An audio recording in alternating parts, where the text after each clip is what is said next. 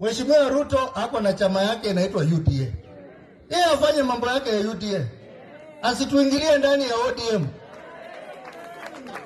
Sisi hatuache, sisi watu wa ODM, hata kama baba alienda alituachia chama ya ODM.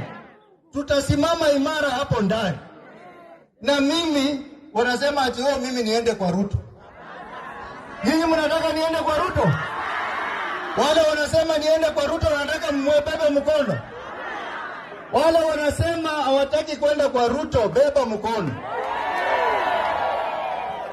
Mimi nimekataa kwenda kwa Ruto kwa sababu hao waliongeza ushuru.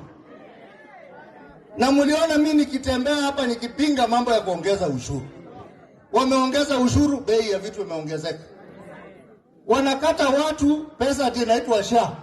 Hiyo SHA inafanya kazi? Ati wanakata watu pesa inaitwa housing. Wale walimu, wale madaktari mnakatwa pesa. Hiyo manyumba wanajengea nani? Alafu sasa wamekusanya hiyo pesa wanakuja kununua viongozi. Ati mbunge yako wapi? Chukua pesa. Gavana yuko wapi? Chukua pesa. Sijui senator yuko wapi? Chukua pesa. Ati tuanze kuimba 2 term. Mimi nimesema nitasimama imara upande wa wananchi wa Kenya.